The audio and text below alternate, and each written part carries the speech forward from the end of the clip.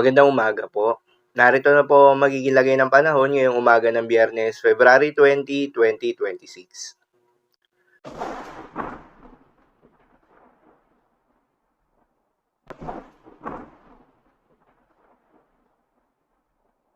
Sa kasalukuyan na tayong sa pag-asa, shear line o yung banggaan ng malamig na northeast monsoon at mainit na easterlies ang patuloy na nakakaapekto sa may eastern section ng Mindanao.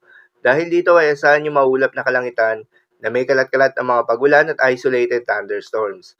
Habang northeast monsoon naman o hanging amihan ang patuloy na nakakaapekto sa malaking bahagi ng Luzon at Visayas. Dahil dito ay asahan yung maulap na kalangitan na may kasamang mahihina hanggang sa katamtaman ng mga pagulan. At sa nalalabing bahagi pa ng ating bansa, ay asahan naman yung generally fair weather condition sa umaga hanggang sa tanghali. Subalit pagsapit ng hapon o gabi ay asahan naman yung mataas na tsansa ng mga panandaliang buhos ng ulan na dulot ng mga localized thunderstorms. Magandang balita naman dahil ayon sa pag-asa ay wala pa rin tayong binabantayan na low pressure area o bagyo sa loob o malapit sa Philippine Area of Responsibility na maring makaapekto sa ating bansa. Para naman sa magiging lagay ng panahon ngayong araw ng Biyernes, dahil nga sa epekto nitong shear line, asahan sa Caraga, Davao Region, Northern Mindanao, Soc-Sargen, Eastern Visayas, Cebu at Bohol, ang maulap na kalangitan na may kalat-kalat ng mga pagulan at isolated thunderstorms. Posible ang mga pagbaha o pagguho ng lupa. Due to moderate to at times heavy rains. Habang sa Cagayan Valley, Apayao, Kalinga, Aurora at Quezon, ay asahan naman yung maulap na kalangitan na may kasamang mahihinang pag-ulan na dulot ng northeast monsoon.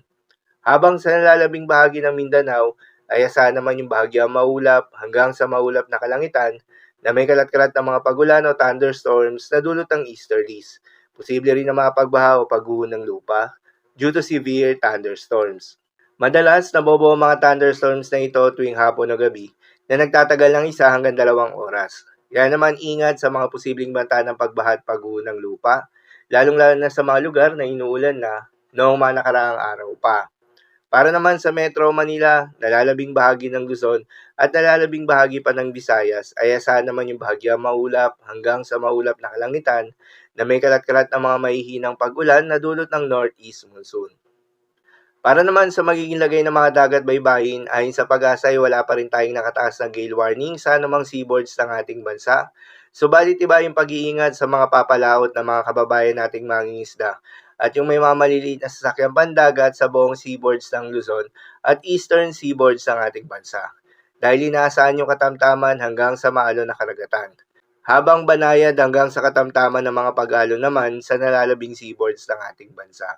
So yun lang po para sa lagay ng panahon ngayong araw ng Biyernes. Keep safe everyone.